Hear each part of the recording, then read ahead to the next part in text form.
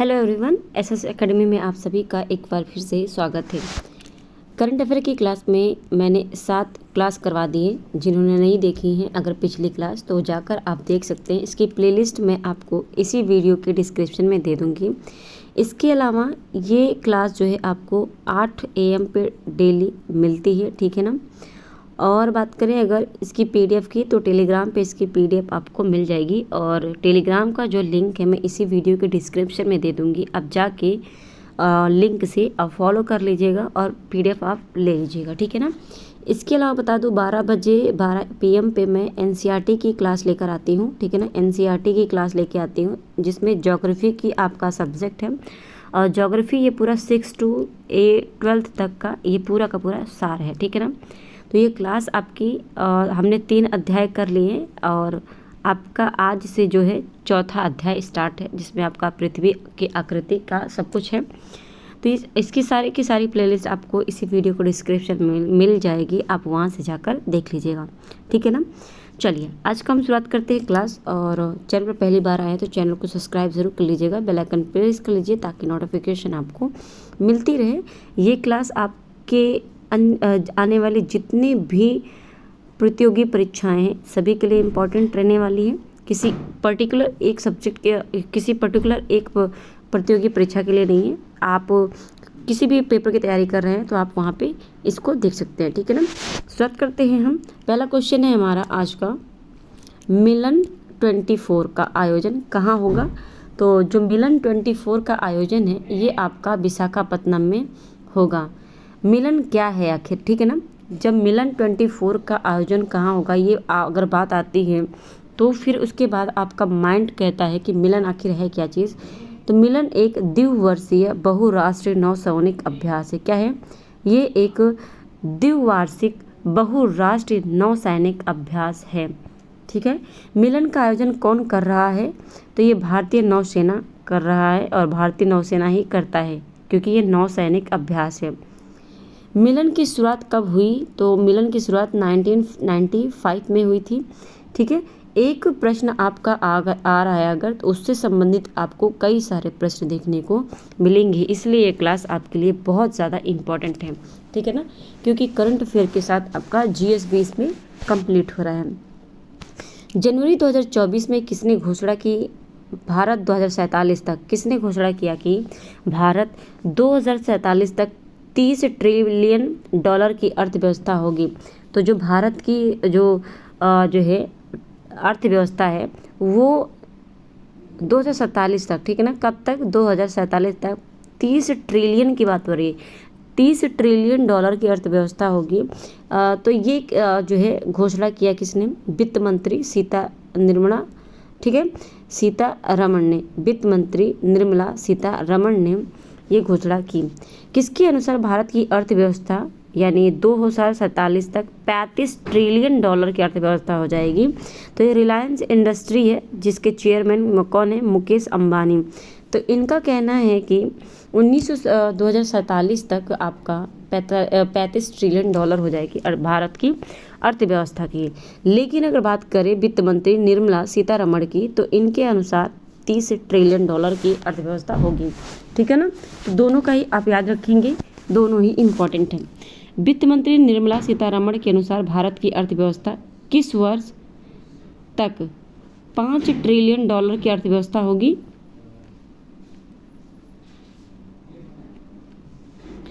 – 2028 तक। हाँ, तो ये 2028 तक हो जाएगा। ये निर्मला सीतारमण के अनुसार भारत की जो अर्थव्यवस्था है, इन्होंने कहा है कि 5 वर्ष तक 5 वर्ष, ये किस वर्ष तक जो है 5 ट्रिलियन हो जाएगा। इनका कहना है 2028 तक जो भारत की अर्थव्यवस्था है वो कितनी हो जाएगी? 5 ट्रिलियन की अर्थव्यवस्था हो जाएगी। कब तक? 2028 तक, ठीक है ना। अगला क्वेश्चन है आपका, वर्ष 2000 से 2023 के दौरान भारत में कुल कितने अरब डॉलर का निवेश प्राप्त किया गया है? तो अरब डॉलर की बात कर रहे हैं, तो ये 919 अरब डॉलर की जो निवेश है ना भारत में, तो ये 919 अरब डॉलर का निवेश प्राप्त किया गया है। Startup of India innovation week 2024 का आयोजन कब किया जाएगा? तो ये स्टार्टअप इंडिया इनोवेशन वीक 2024 का आयोजन 10 जनवरी 2024 से 18 जनवरी 2024 तक रहेगा। ये 8 दिन का होता है। स्टार्टअप इंडिया इनोवेशन वीक 2024 का आयोजन किसके द्वारा, ठीक है ना, किसके द्वारा किया जाएगा? तो ये वाणिज्य मंत्री यानी वाणिज्य और उद्योग मंत्रालय के तहत उद्योग संवर्धन और आंतरिक व्यापार विभाग DPIIT द्वारा किया जाएगा, ठीक है ना। अगला क्वेश्चन है आपका, भारत दुनिया में स्टार्टअप इकोसिस्टम के मामले में कौन से नंबर पर है?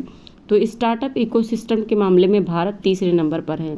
अगला प्रश्न है आपका, स्टार्टअप इंडिया पहल की शुरुआत कब की गई थी? तो ये 16 जनवरी 2016 को स्टार्टअप इंडिया पहल की शुरुआत की गई थी। अगला प्रश्न है आपका, प्रतिवर्ष इस राष्ट्रीय स्टार्टअप दिवस किस तिथि को मनाया जाता है?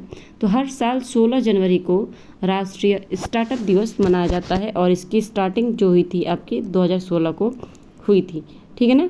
अगला प्रश्न है, लाल चींटी की चटनी जिसे हाल ही में GI टैग मिला है, तो लाल चींटी की चटनी किस राज्य से संबंधित है? तो ये उड़ीसा राज्य से संबंधित है। उड़ीसा ना होगा तो झारखंड और छत्तीसगढ़, ठीक है ना। तो ये जो भी आपका ऑप्शन में मिलता है महत्वपूर्ण मेन तो आपका, अच्छा लाल चटनी, सॉरी यहाँ पे GI टैग की बात कर रहा है ना कि किस राज्य की, तो ये उड़ीसा की जो है ना, उड़ीसा राज्य की लाल चटनी है ना, लाल चींटी की चटनी, तो ये उड़ीसा राज्य की जो है उसको GI टैग मिला है।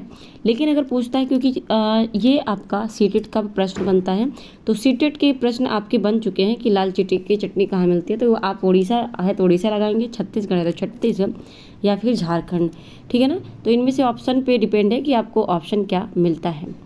लाल चींटी की चटनी का दूसरा नाम क्या है? तो काई चटनी नाम है इसका, ठीक है ना। क्या नाम है? काई चटनी। बहुत महत्वपूर्ण है आज का सेशन, ध्यान रखेंगे। GI टैग का फुल फॉर्म क्या होता है? तो भौगोलिक संकेत होता है, ठीक है ना, भौगोलिक संकेत। अगला प्रश्न है आपका, भारत ने GI टैग अधिनियम कब लागू किया? तो 1999 में, ये 1999 में भारत ने GI टैग अधिनियम लागू किया था। GI टैग की शुरुआत किस सम्मेलन के तहत हुई थी? किस सम्मेलन के तहत हुई थी? तो ये औद्योगिक संपत्ति की सुरक्षा के लिए पेरिस कन्वेंशन के सम्मेलन के तहत हुई थी, ठीक है ना। औद्योगिक संपत्ति की सुरक्षा के लिए जब हुआ था पेरिस कन्वेंशन, उसके तहत हुआ था GI टैग की शुरुआत। हिंद महासागर के देशों वैज्ञानिकों का पहला अंटार्कटिक अभियान किसके नेतृत्व में संचालित किया जा रहा है? तो ये गोवा में राष्ट्रीय ध्रुवीय और समुद्री अनुसंधान केंद्र के नेतृत्व में किया जा रहा है, ठीक है, ये ध्यान में आप रखेंगे। अगला प्रश्न है हमारा, हिंद महासागर के देशों के वैज्ञानिकों के पहले अंटार्कटिक, ठीक है, पहले आर्कटिक अभियान में कितने देशों को शामिल या कितने देशों के वैज्ञानिक भाग ले रहे हैं? तो ये 3 देशों के वैज्ञानिक भाग ले रहे हैं। कोलंबो सुरक्षा सम्मेलन का गठन किस वर्ष किया गया? तो ये 2011 को कोलंबो सुरक्षा सम्मेलन का गठन किया गया। वर्तमान में भारत के अंटार्कटिक में कुल कितने स्थायी केंद्र कार्य कर रहे हैं या कार्यरत अवस्था में? तो ये 2 हैं। पहला कौन है? मैत्री, दूसरा है भारती। तो 2 हैं आपके, मैत्री और मैत्री, ठीक है ना। दूसरा कौन है? भारती, ठीक है ना। ये कार्य कर रहे हैं आपका अपना अंटार्कटिक में। अगला प्रश्न है आपका, प्रसिद्ध व्यक्ति उस्ताद राशिद खान का जनवरी 2024 में निधन हो गया, ये किस क्षेत्र से संबंधित थे? तो ये जो उस्ताद राशिद थे ये संगीत से संबंधित थे, ठीक है ना। उस्ताद राशिद खान संगीत से संबंधित थे। प्रसिद्ध संगीतज्ञ उस्ताद राशिद खान का संबंध किस घराने से था? तो ये रामपुर सहसवान घराने से इनका संबंध था, ठीक है ना, रामपुर सहसवान घराने से। अगला प्रश्न है आपका, उस्ताद राशिद खान का जन्म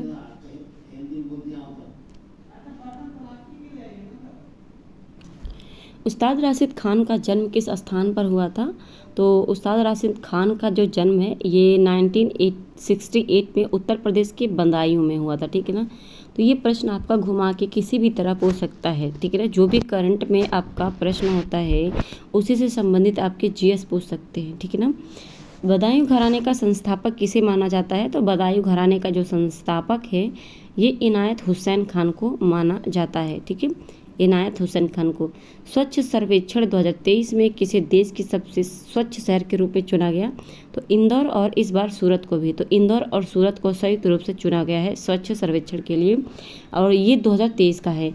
स्वच्छ सर्वेक्षण 2023 में सबसे स्वच्छ राज्य के रूप में किस राज्य को सम्मानित किया गया? तो ये महाराष्ट्र को, राज्य के रूप में महाराष्ट्र को किया गया है। और बात करें सिटी के रूप में तो ये आपका इंदौर और सूरत हो जाएगा। ठीक है, अगला प्रश्न है आपका, स्वच्छ सर्वेक्षण 2023 में 1 लाख से अधिक जनसंख्या वाले शहरों की श्रेणी में सबसे स्वच्छ शहर कौन सा है? तो ये सबसे स्वच्छ जो शहर है आपका, ये महाराष्ट्र का शाश्वत है। ठीक है ना, महाराष्ट्र का जो 1 लाख से अधिक जनसंख्या वाले शहरों की श्रेणी में रखा गया है, तो ये महाराष्ट्र का शाश्वत जो शहर है उसका है। ठीक है ना, शाश्वत शहर। स्वच्छ सर्वेक्षण 2023 में सबसे स्वच्छ गंगा नगर के रूप में किसे चुना गया है? तो जो गंगा नगर है वो आपका वाराणसी है, ये गंगा के किनारे स्थित है इसलिए। ठीक है ना, स्वच्छ सर्वेक्षण 2023 की थीम क्या थी? तो थीम आपका वेस्ट टू वेल्थ है। ठीक है ना, थीम क्या थी? Waste to wealth. बहुत इंपॉर्टेंट है ये, ठीक है ना, ध्यान में रखेंगे। हेनली पासपोर्ट इंडेक्स आपका जो है, हेनली पासपोर्ट इंडेक्स 2024 में भारत का जो स्थान रहा है ये कितना है? 80वां। ठीक है ना, कितना? ये 2024 में इसका 80वां रहा है। अगर बात करें कि 2023 में तो ये आपका 83वां रहा है। ठीक है ना, अगला प्रश्न है आपका, हेनले पासपोर्ट इंडेक्स किस संस्था द्वारा जारी किया जाता है? तो ये वैश्विक नागरिकता और निवास सलाहकार कंपनी हेनले एंड पार्टनर्स के द्वारा किया जाता है, वैश्विक नागरिकता निवास सलाहकार कंपनी। अगला प्रश्न है, हेनली पासपोर्ट इंडेक्स 2024 में कौन और कितने देश शीर्ष पर रहे हैं? तो दुनिया भर के कुल 6 देशों ने शीर्ष स्थान हासिल किया है, जिनमें France, Germany, Italy, Spain, Japan और सिंगापुर शामिल थे। तो ये पूरे कौन से जो है यूरोपीय हैं। हेनली पासपोर्ट इंडेक्स 2024 के अनुसार दुनिया का सबसे कम शक्तिशाली पासपोर्ट कौन सा रहा है? तो ये अफगानिस्तान का रहा है। भारत का सबसे लंबा समुद्री पुल कौन है? तो ये अटल सेतु है, सबसे लंबा समुद्री पुल। बहुत इंपॉर्टेंट प्रश्न है, ध्यान में रखेंगे। अगला प्रश्न है आपका, अटल सेतु कहाँ स्थित है? तो ये मुंबई में सेवरी से नवी मुंबई में चिरले तक है। ठीक है ना, बहुत इंपॉर्टेंट है, ध्यान में रखेंगे प्लीज़। अटल सेतु की लंबाई कितनी है? तो ये 21.8 किलोमीटर इसका जो है क्या है? लंबाई है। ठीक है ना, अगला प्रश्न, अटल सेतु का दूसरा नाम क्या है? तो मुंबई ट्रांस हार्बर लिंक इसका जो है दूसरा नाम है, मुंबई ट्रांस हार्बर लिंक। अगला प्रश्न है, अटल सेतु के निर्माण के लिए किस अंतर्राष्ट्रीय एजेंसी से मदद मिली है? तो ये जापान अंतर्राष्ट्रीय एजेंसी सहयोग एजेंसी है, उससे मदद मिली है। अगला प्रश्न है आपका, जनवरी 2024 में प्रसिद्ध व्यक्ति वीनू का निधन हो गया है। ठीक है ना, वीनू का निधन हो गया है। वीनू किस क्षेत्र से संबंधित थे? तो ये मलयालम फिल्म निर्माता थे, यानी डायरेक्टर थे वीनू। कौन से? मलयालम क्षेत्र के। मलयालम फिल्म है, मलयालम फिल्म निर्माता वीनू के निर्देशन के क्षेत्र में किसके साथ जोड़ी प्रसिद्ध थी? तो ये निर्देशक सुरेश के साथ जोड़ी प्रसिद्ध थी। मलयालम फिल्म निर्माता जो बीनू है, बीनू जनवरी 2024 में किस फिल्म पर काम कर रहे थे? तो बीनू एक नई साइकोलॉजिकल थ्रिलर फिल्म पर काम कर रहे थे। ठीक है ना, साइकोलॉजिकल थ्रिलर था, उस पर काम कर रहे थे। भारत में युवा दिवस कब मनाया जाता है? तो ये 12 जनवरी को मनाया जाता है, स्वामी विवेकानंद से संबंधित है। ओके, अगला प्रश्न है, प्रधानमंत्री युवा महोत्सव कौन सा? प्रधानमंत्री युवा महोत्सव का उद्घाटन कब किया गया है 2024 में? तो ये कहाँ पर किया गया है? तो ये नासिक महाराष्ट्र में किया गया है। ठीक है ना, नासिक महाराष्ट्र में। कौन सा? प्रधानमंत्री युवा महोत्सव। राष्ट्रीय युवा महोत्सव का विषय क्या रहा, यानी थीम आपका? तो माई भारत विकसित भारत @20 आपका 2047 यानी, ठीक है ना, युवा द्वारा युवाओं के लिए, ये आपका थीम रहा है। ये बहुत इंपॉर्टेंट, ध्यान में रखेंगे। कौन सा मंत्रालय हर साल राष्ट्रीय युवा महोत्सव का आयोजन करता है? तो युवा मामले और खेल मंत्रालय के द्वारा ये किया जाता है। अगला प्रश्न है आपका, centre for research on energy and clean air द्वारा जारी रिपोर्ट के अनुसार भारत के प्रदूषित शहरों की सूची में कौन सा शहर शीर्ष पर है? तो बर्निहाट, ये मेघालय का जो शहर है बर्निहाट, वो आपका है, centre for research on energy and clean air के द्वारा। ठीक है ना, लास्ट प्रश्न है आज के सेशन का हमारे, centre for research on energy clean air, क्रिया जिसे कहते हैं आप, ठीक है, शॉर्ट फॉर्म में याद रखेंगे, द्वारा जारी रिपोर्ट पे कौन सा शहर दूसरे नंबर पर रहा है? तो ये बिहार का बेगूसराय, ठीक है ना, बिहार का बेगूसराय जो है ये रहा है दूसरे नंबर पर सबसे प्रदूषित शहर। ओके, तो ये था हमारे आज का जो है करंट अफेयर की क्लास कैसी लगी कमेंट करके ज़रूर बताइएगा। पसंद आई है तो लाइक शेयर सब्सक्राइब ज़रूर कर लीजिएगा, बेल आइकन प्रेस कर लीजिएगा ताकि नोटिफिकेशन आपको क्लास की मिलती रहे, ठीक है ना। और इसकी PDF मैं आपको डिस्क्रिप्शन में इसी वीडियो के दे दूँगी, आप वहाँ से जाकर देख सकते हैं, ठीक है ना। और PDF आप ले लीजिएगा वहाँ से। मिलते हैं अपने नेक्स्ट क्लास में, आज के लिए इतना ही, धन्यवाद।